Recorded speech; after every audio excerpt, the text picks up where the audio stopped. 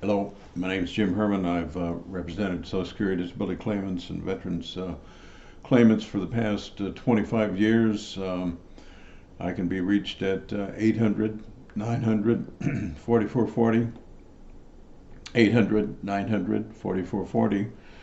Wanted to provide some insights and perhaps a path to approval for folks who are dealing with a diagnosis of hepatitis C.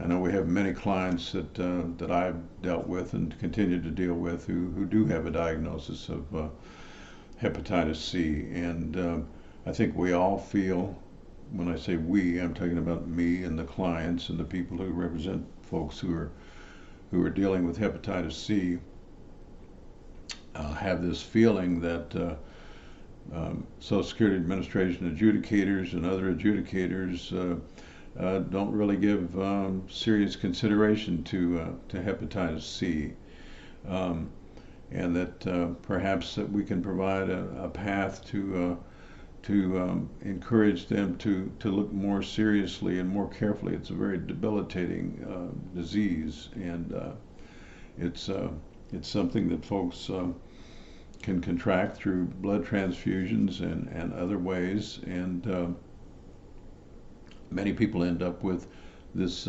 disease through no fault of their own. And of course, we know one of the most debilitating matters of dealing with hepatitis C is simply the lack of energy. That lack of energy results in just kind of a feeling of overall malaise. In other words, you just don't feel like doing anything that requires an expenditure of energy. It can also lead, of course, into functional limitations that are related to that lack of energy. Many people with hepatitis C also report that they have difficulty maintaining attention and concentration.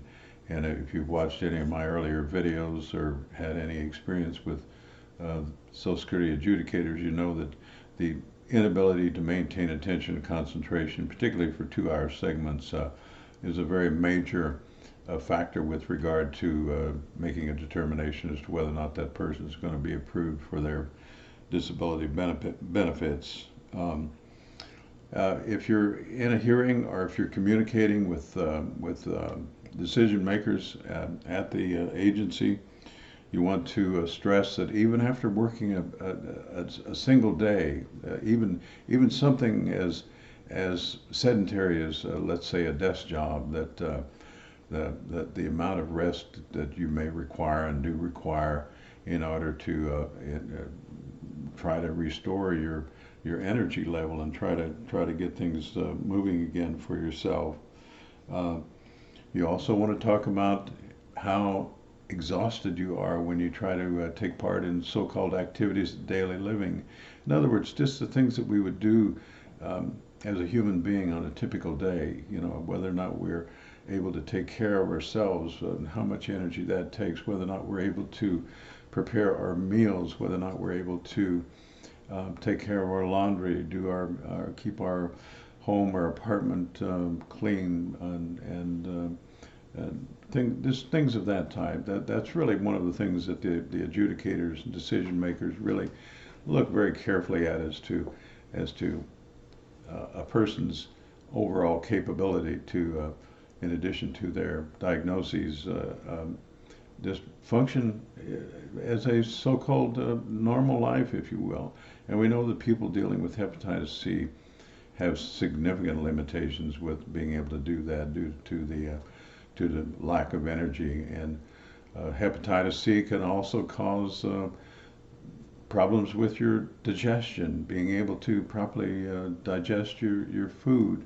And as a consequence of that, some folks end up losing a considerable amount of weight. So I'm checking my notes, but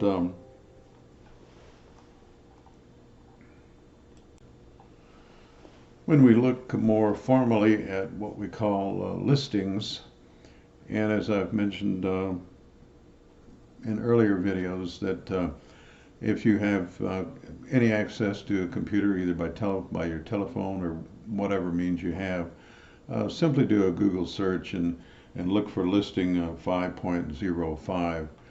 This 5.05 really has to do, though, with the damage that your hepatitis may have caused to your liver functioning. And most folks who qualify for that listing at 5.05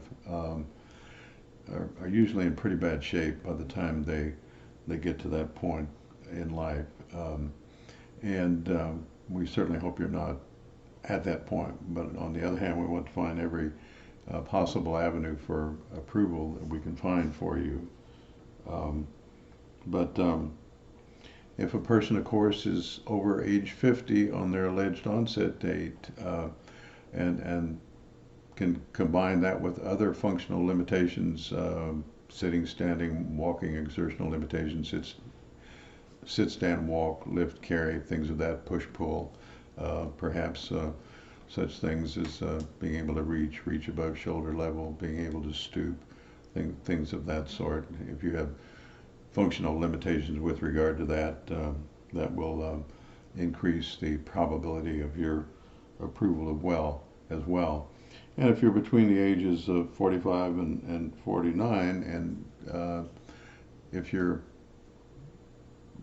didn't have the opportunity to do much in school and are essentially illiterate, you stand a higher probability of being approved, particularly, again, if we can combine that with what we were just talking about, what Social Security typically refers to as exertional limitations. So I thank you for the opportunity to pass this information along to you. I wish you well. I wish you the best of luck. If you appreciate this information, I'd appreciate shall we say, a thumbs up on the YouTube video, and appreciate you subscribing to my YouTubes, and wish you the very best. Take good care. Good luck.